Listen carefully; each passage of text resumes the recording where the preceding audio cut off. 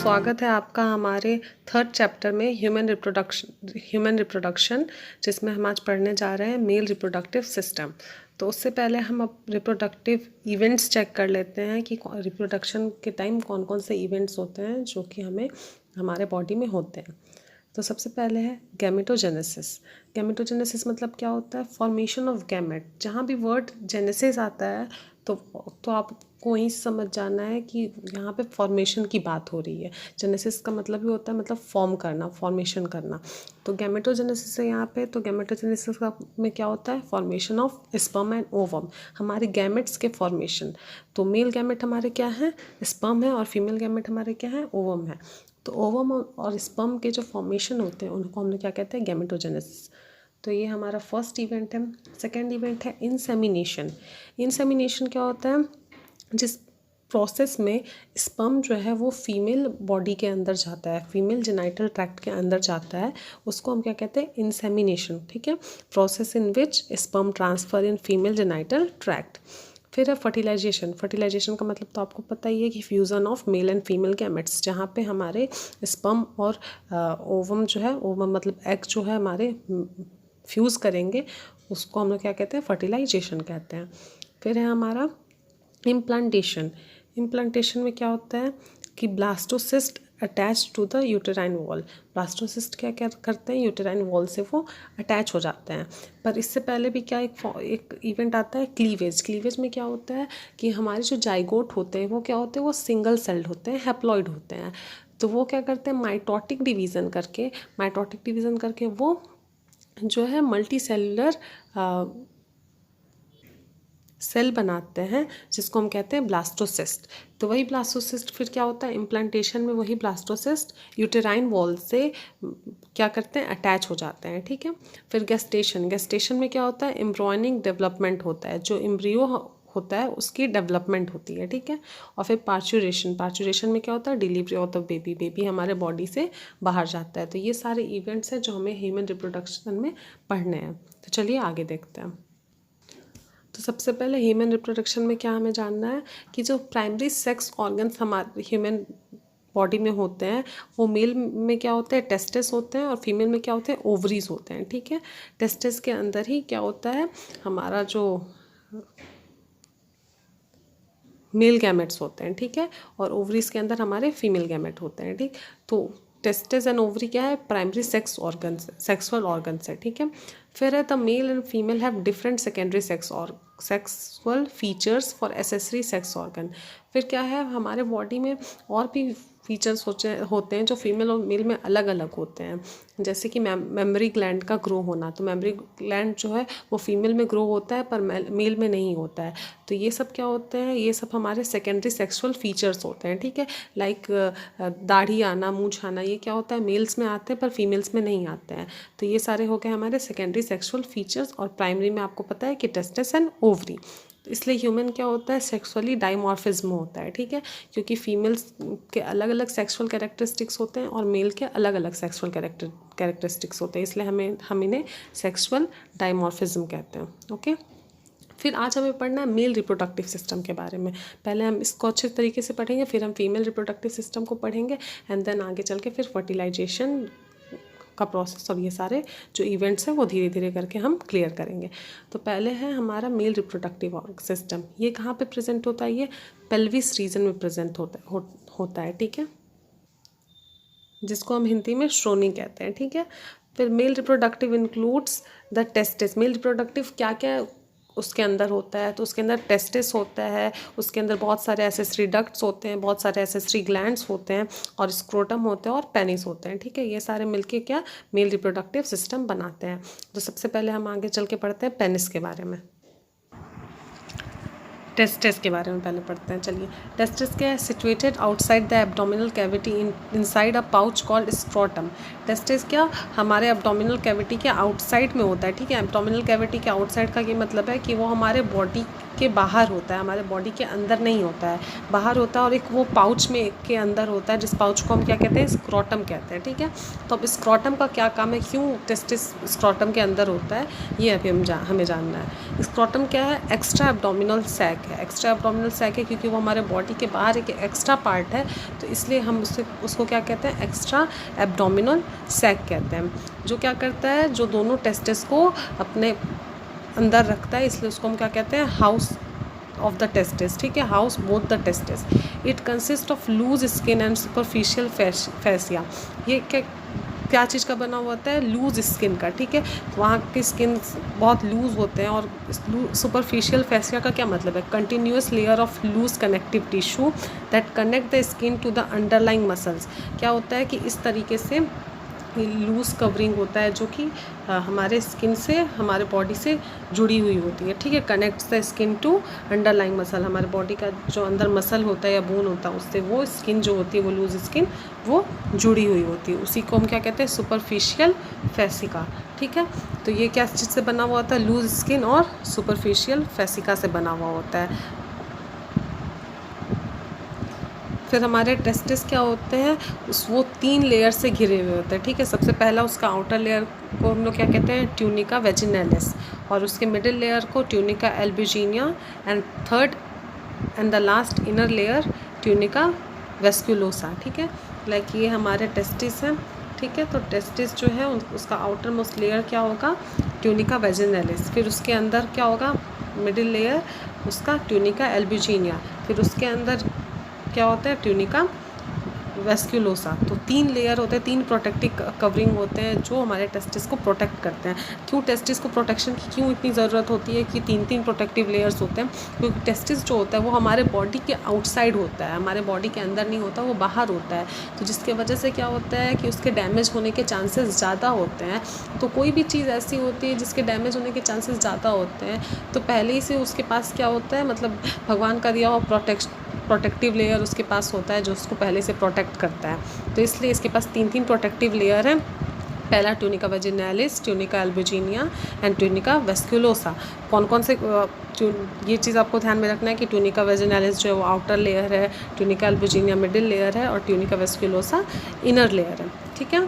फिर testicular lobules. Testicular lobules क्या होता है कि एक टेस्टिस के अंदर क्या होते हैं, 250 कंपार्टमेंट्स होते हैं, ठीक है। 250 कंपार्टमेंट, मतलब एक टेस्टिस है तो इसके अंदर 250 कंपार्टमेंट्स होंगे, जिसको हम लोग क्या कहते हैं, टेस्टिकुलर लोब्यूल्स कहते हैं।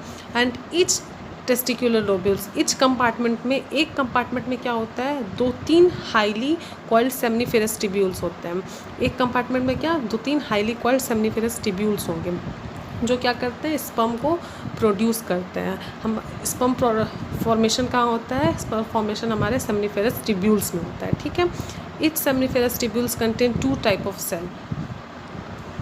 पहला है male germ cell, spermatogenic cell, और सर्टोरी सेल, ठीक है। मेल जर्म सेल को ही हम लोग स्पर्मेटोजेनिक सेल भी कहते हैं। उससे पहले मैं आपको एक बात बताना भूल गई कि स्क्रोटम का क्या काम होता है। स्क्रोटम जो होता है वो उसका जो टेम्परेचर होता है वो हमारे बॉडी टेम्परेचर से 2 या 3 कम होता है, जो क्या करता है, स्पर्म फॉर्मेशन में हेल्प करता है, ओके। तो इसलिए जो हमारा टेस्टिस है वो स्क्रोटम के अंदर होता है, ठीक है।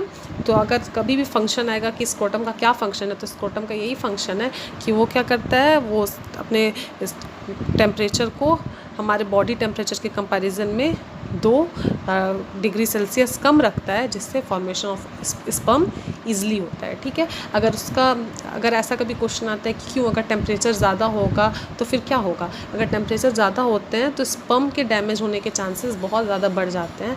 इस वजह से स्पर्म उसमें ज़िंदा रहे, जीवित रहे, इसके लिए उसका जो टेम्परेचर होता है वो बॉडी टेम्परेचर से हमेशा 2 डिग्री सेल्सियस कम होता है, ओके।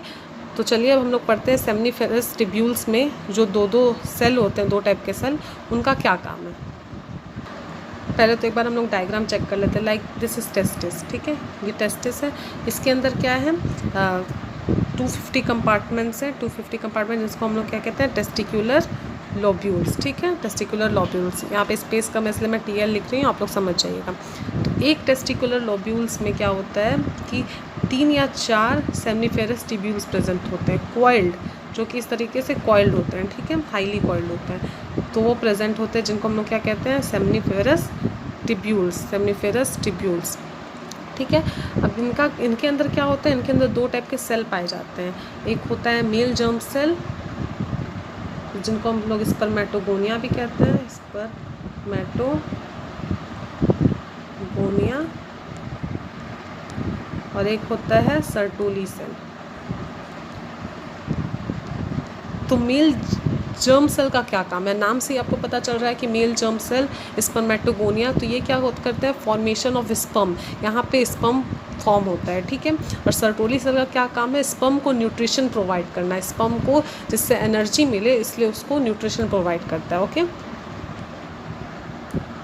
तो देखिए स्पर्मेटोजेनिक का क्या काम है, यहाँ पे spermatogonia under mitotic division leading to sperm formation. Spermatogonia क्या होता है, माइटोटिक डिवीज़न में चला जाता है, ठीक है। माइटोटिक डिवीज़न आई होप आप लोग सबको पता हो, क्योंकि आप लोग 12th में है, तो माइटोटिक डिवीज़न आप लोग को क्लियर होगा। तो माइटोटिक डिवीज़न में चला जाता है, और जिसके बाद स्पर्म फॉर्मेशन होता है, इसलिए क्या स्पर्म जो होते हैं हमारे हैप्लॉइड होते हैं, ठीक है, क्योंकि उनमें माइटोटिक डिवीज़न होता है, तो स्पर्म फॉर्मेशन होता है। और सर्टोली सेल क्या करता है, provide nutrition to sperm, so they are all क्या करते हैं, जो है न्यूट्रिशन प्रोवाइड करते हैं स्पर्म को, और इसलिए इनको हम लोग क्या सस्टेंटिकुलर और नर्स सेल भी कहते हैं, ठीक है। एक तरह से नर्स सेल क्यों कहते हैं, क्योंकि वो केयर करते हैं, वो स्पर्म की केयर करते हैं, उनको न्यूट्रिशन प्रोवाइड करते हैं, तो उन्हें हम नर्स सेल और सस्टेंटिकुलर सेल भी कहते हैं, ठीक है। दे फेगोसाइट द इंजर्ड और डेड स्पर्म सेल। फेगोसाइट का मतलब क्या होता है, यहाँ पे इनगल्फ कर जाना, मतलब निगल लेना, ठीक है। तो ये क्या करते हैं कि स्पर्म के आसपास जितने भी इंजर्ड और डेड स्पर्म सेल मौजूद होते हैं, या कोई भी पार्टिकल्स जो कि उनको लगता है कि ये डैमेज कर सकता है, उसको क्या करते हैं, ये इनगल्फ कर लेते हैं, मतलब निगल लेते हैं, ठीक है। तो इस यहाँ पे फेगोसाइट का मतलब इनगल्फ करना होगा, ठीक। तो हमने वहाँ पे देख लिया कि सर्टोली सेल का क्या क्या काम था। पहला था कि वो न्यूट्रिशन प्रोवाइड करते थे, और दूसरा कि वो डैमेज स्पर्म सेल्स को क्या फेगोसाइट कर लेते हैं, ठीक है। तो ये दो सर्टोली सेल का काम था। और स्पर्मेटोजेनिक का क्या काम था कि वो माइटोटिक डिवीज़न करके स्पर्म फॉर्मेशन करते हैं, ओके। तो फिर अब लेडिंग और इंटरस्टिशियस सेल। इंटरस्टिशियस सेल का मतलब, इंटरस्टिशियल्स का मतलब ही क्या होता है, जहाँ पे अगर गैप होता है ना, तो वहाँ वाले पार्ट को हम लोग इंटरस्टिशियल कहते हैं, ओके। तो यहाँ पे क्या है कि लेडिंग और इंटरस्टिशियस सेल का क्या मतलब है कि सेमनीफेरस टिब्यूल्स जो होते हैं, जो कि एक टेस्टिकुलर लोब्यूल्स के अंदर होते हैं। एक टेस्टिकुलर लोब्यूल्स के अंदर कितने सेमनीफेरस टिब्यूल होते हैं, 2 या 3।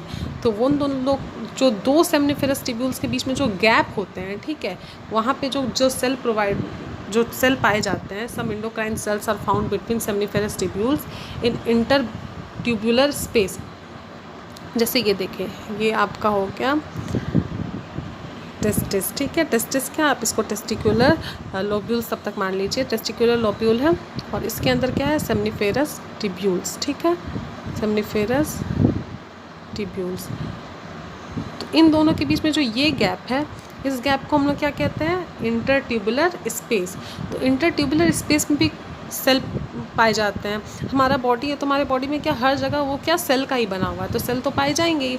तो इंटरट्यूबुलर स्पेस में जो सेल पाए जाते हैं, तो उन सेल को हम लोग क्या कहते हैं, लीडिंग सेल या इंटरस्टिशियस सेल, ठीक है, जो कि क्या करते हैं, टेस्टिकुलर हार्मोन एंड्रोजन को सिक्रीट करते हैं। मेल बॉडी में एंड्रोजन हार्मोन और टेस्टोस्टेरोन हार्मोन सिक्रीट होता है, जो कौन करते हैं, जो इंटरस्टिशियस और लीडिंग सेल करते हैं, ठीक है। तो आपको एक बार डायग्राम क्लियर हो गया, मैं एक बार और डायग्राम अच्छे से आप लोग को रिकॉल करवा देती हूँ, ताकि आप लोग को ध्यान में रहे। जैसे देखें, ये हमारे टेस्टिस है, ठीक है। टेस्टिस के अंदर 250 कंपार्टमेंट है, जिनको हम लोग टेस्टिकुलर लोब्यूल्स कहते हैं। तो एक टेस्टिकुलर लोब्यूल्स के अंदर 3 सेमनीफेरस टिब्यूल्स पाए जाते हैं, ठीक है, हाईली कॉइल्ड सेमनीफेरस टिब्यूल्स। ये हमारे क्या हो गए, टेस्टिकुलर लोब्यूल्स, ये हमारे सेमनीफेरस टिब्यूल्स, और इन दोनों के बीच में क्या है, इंटरट्यूबुलर स्पेस, ठीक है, इंटरट्यूबुलर स्पेस, जहाँ पे सेल पाए जाते हैं। यहाँ पे कौन से सेल पाए जाते हैं, इंटरस्टिशियस इंटरस्टिशियल सेल, ठीक है, जो क्या करते हैं, जो एंड्रोजन या टेस्टोस्टेरोन सीक्रेट करते हैं, ठीक है। तो ये समझ में आ गया आपको। और सेमनीफेरस ट्यूब्यूल्स में 2 सेल पाए जाते हैं। कौन कौन से सेल है वो? एक है मेल जर्म सेल, जिनको हम लोग स्पर्मेटोगोनिया भी कहते हैं, और एक है सर्टुली सेल। तो स्पर्मेटोगोनियम का क्या काम है? वो क्या करता है, माइटोटिक डिवीज़न करके स्पर्म फॉर्मेशन कराता है। और सर्टुली सेल का क्या काम है? वो उसको न्यूट्रिशन प्रोवाइड करता है, और जितने भी डेड स्पर्म सेल्स होते हैं उनको इनगल्फ कर लेता है, उनको फेगोसाइड कर लेता है। ओके, तो आई होप यहाँ तक आपको क्लियर हो। चलिए अब आगे बढ़ते हैं।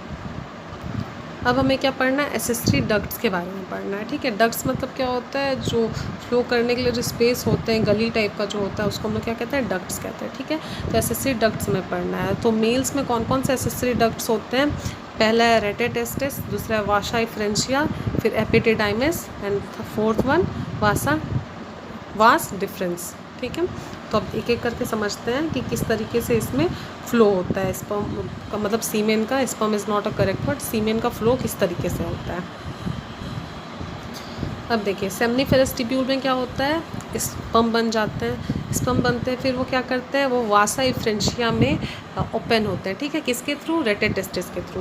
वो पहले रेटेटेस्टिस से जाते हैं, ये डक्ट है, इसका नाम है रेटेटेस्टिस, इससे ये जाते हैं और वासा इफ्रेंशिया में ये ओपन होते हैं, ठीक है। फिर यहाँ पे ओपन होते हैं, फिर the Vasa इफ्रेंशिया open into epididymis located long the posterior surface of each testis. अब क्या है कि वासा इफ्रेंशिया जो है वो क्या करता है? वो एपिडिडाइमस में जाके ओपन होता है, ठीक है। वासा इफ्रेंशिया गया और एपिडिडाइमस में जाके ओपन हो गया। एपिडिडाइमस कहाँ लोकेटेड होता है? वो टेस्टिस के सरफेस के मतलब टेस्टिस के पीछे लोकेटेड, पोस्टीरियर में, ठीक है, उसके पीछे लोकेटेड होता है। फिर क्या है? The epididymis lead to vas deferens that ascend to abdomen and loop over the urinary bladder. Epididymis क्या होता है? वो जाके वास्ट डिफरेंस में जाके असेंड हो जाता है, जो कि क्या है, यूरिनरी ब्लैडर के ऊपर में ऐसे लूप बना के वो प्रेजेंट रहता है, ठीक है। मैं आपको डायग्राम दिखाऊंगी तो उससे आपको समझ में आ जाएगा। फिर क्या है? It receive a duct from seminal vesicle and open into urethra. फिर क्या होता है कि यहाँ जाके एपिडिडाइमस भी जाके वॉस डिफरेंस में ये होता है, और वॉस डिफरेंस और सेमाइनल वेसिकल दोनों मिलके क्या होता है? यूरेथ्रा में ओपन हो जाते हैं, ठीक है। यूरेथ्रा में क्या बन के ओपन होते हैं? इजैकुलेटरी डक्ट, जो कि क्या करता है? स्टोर करता है और स्पर्म को ट्रांसपोर्ट करने का काम करता है, ठीक है। The urethra originated from urinary bladder and extend through penis. और यूरेथ्रा क्या करता है? वो यूरिनरी ब्लैडर से ओरिजिनेट हुआ है, यूरिनरी ब्लैडर से ही वो बना हुआ है, और वो क्या करता है? वो और एक्सटेंड होके पेनिस तक जाता है, और बाद में यूरेथ्रल मीटस के थ्रू वो बॉडी से बाहर को आता है, ठीक है। तो इस तरीके से स्पर्म जो है वो डक्ट के थ्रू मूव करता है। आइए एक बार और क्लियर देख लेते हैं। देखिए, सेमनीफेरस ट्यूब्यूल्स में क्या होता है? स्पर्म फॉर्मेशन होता है, फिर वो रेटेटेस्टिस से जाता है, रेटेटेस्टिस से जाके वो वास इफ्रेंशिया में मिल जाता है, ठीक है। फिर वास इफ्रेंशिया जाके एपिडाइडमस में ओपन होता है, जो कि पोस्टीरियर एंड में हमारे टेस्टिस के पोस्टीरियर सरफेस पे मौजूद होता है। फिर ये एपिडाइमस में जाके स्पर्म जो है वो क्या करता है? फिर वो वॉस डिफरेंस में ओपन हो जाता है, ठीक है। और वॉस डिफरेंस यहाँ से आता है, और यहाँ से सेमाइनल वेसिकल भी आता है, ठीक है। और दोनों मिलके क्या बनाते हैं? दोनों मिलके इजैकुलेटरी डक्ट बनाते हैं, ठीक है। इजैकुलेटरी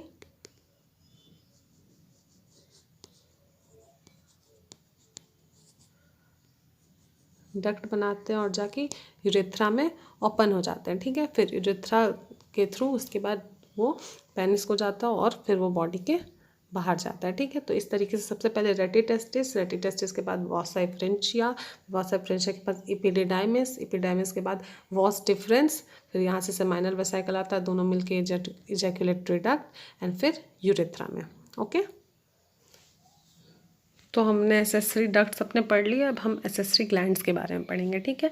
तो एसेसरी ग्लैंड्स कितने होते हैं? 3 होते हैं, सेमाइनल वेसिकल, फिर prostate gland and copper gland, जिसको हम लोग बल्बोयूरेथ्रल ग्लैंड्स भी कहते हैं। तो सेमाइनल वेसिकल क्या होता है कि इसको हम लोग यूटेरस मैस्कुलाइंस भी कहते हैं, ठीक है, यूटेरस मैस्कुलाइंस भी कहते हैं। और फीमेल में यही डक्ट क्या करते हैं, सेमिनल वेसाइकल ग्लैंड ही क्या करते हैं, ओविडक्ट्स बनाते हैं। ओके, तो हमारे जो मेल बॉडी में जो सीमेन होते हैं वो 60 to 70% जो होते हैं वो सेमिनल वेसाइकल के ही पार्ट्स होते हैं। और सेमिनल वेसाइकल क्या होता है, अल्कलाइन होता है, स्लाइटली अल्कलाइन होता है, जिसका pH 7.3 होता है। और ये क्या करता है, ये फ्रुक्टोज सिक्रीट करता है जो कि फ्यूल की तरह वर्क करता है, जो कि क्या करता है, स्पर्म को एनर्जी देता है, ठीक है। It uses as a fuel, ठीक है। फिर इसको हम लोग क्या करते हैं, फ्रुक्टोज जो होता है वो क्या होता है, सिर्फ मेल बॉडी में पाया जाता है, फीमेल बॉडी में नहीं पाया जाता है। तो जब भी ऐसा कुछ होता है कि रेप के केसेस सामने आते हैं, तो मतलब कि सामने वाली जो फीमेल है उसका रेप हुआ है कि नहीं हुआ है वो जानने के लिए उसके बॉडी का जब चेकअप होता है, तो अगर उसमें फ्रुक्टोज का मात्रा पाया जाता है तो मतलब कि वो रेप विक्टिम होती हैं, ठीक है। तो इस तरीके से ही देखा जाता है कि जो केसेस हैं वो रेप के हैं या नहीं, क्योंकि फीमेल बॉडी में फ्रुक्टोज नहीं होता है, और फीमेल बॉडी में अगर थोड़ा सा भी फ्रुक्टोज का मात्रा पाया जाता है तो मतलब वो रेप होता है, ठीक है। तो इस तरीके से जो है, इसीलिए यहाँ पे मैंने ये पॉइंट भी मेंशन किया, use as a test victim for a rape cases, ठीक है। ये बहुत ही बड़ा एक फ्रुक्टोज का यूज़ है जो कि आप लोग को पता होना चाहिए।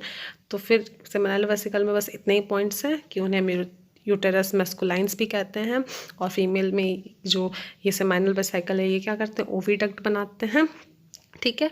60 to 70% पार्ट होता है सीमेन का इससे, और ये इसकी pH 7.3 होता है, और ये फ्रुक्टोज सिक्रेट करता है जो कि स्पर्म को एनर्जी देता है, जो कि फ्यूल की तरह वर्क करता है, ठीक है।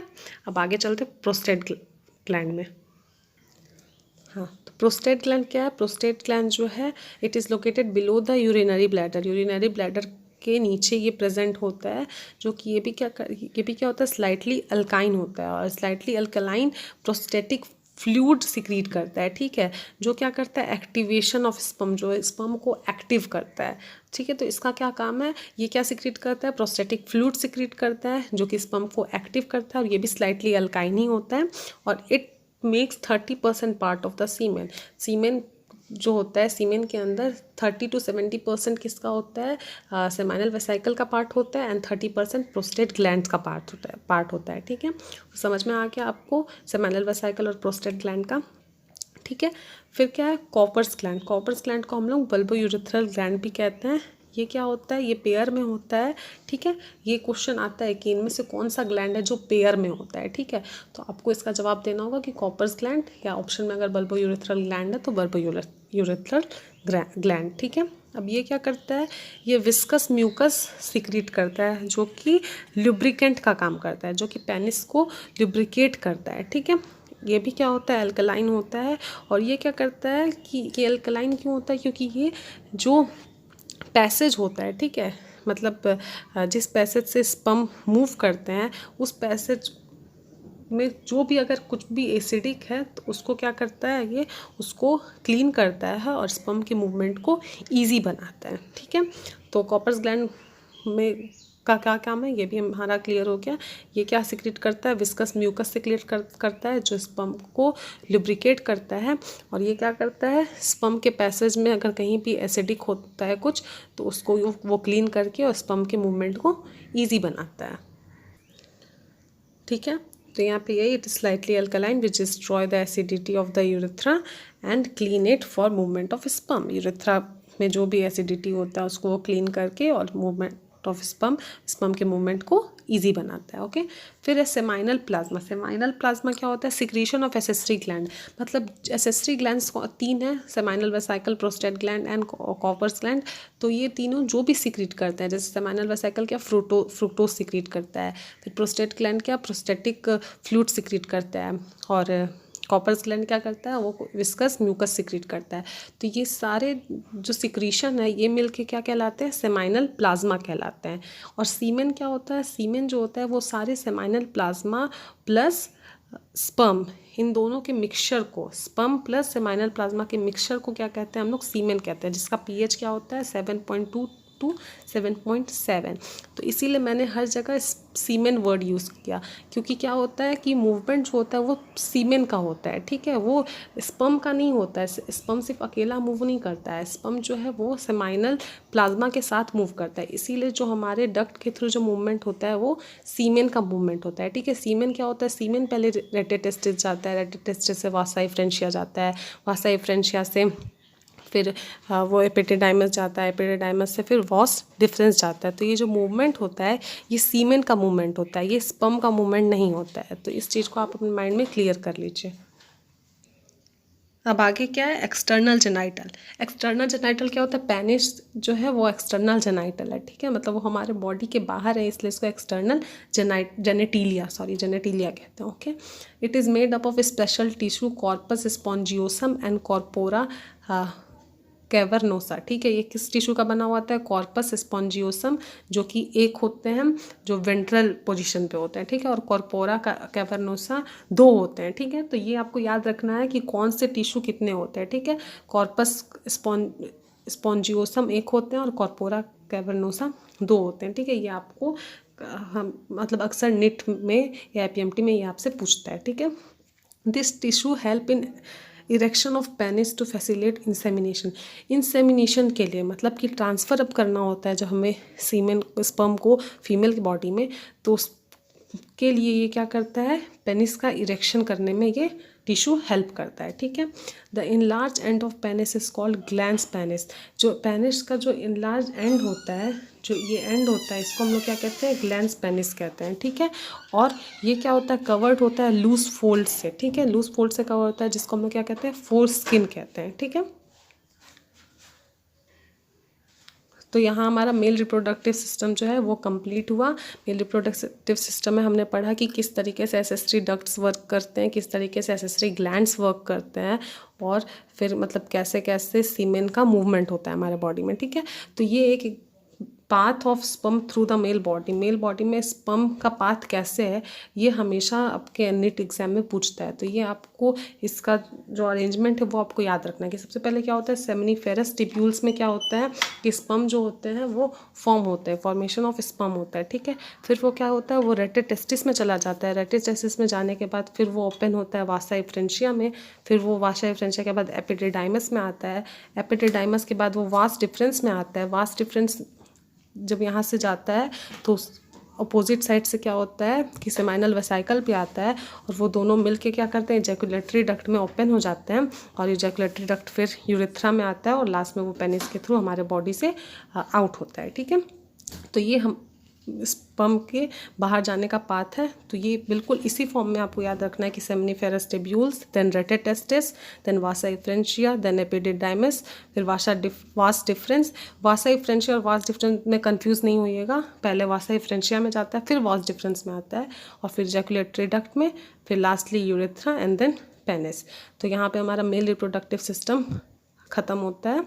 तो इसके नोट्स आप प्रॉपरली बना लीजिए, और इसको मतलब दिमाग में मतलब रटने के पर्पज से मत पढ़िए, समझ के इसको पढ़िए, तो आपको ईजिली समझ में आ जाएगा। फिर नेक्स्ट लेक्चर में हम लोग फीमेल रिप्रोडक्टिव सिस्टम के बारे में पढ़ेंगे।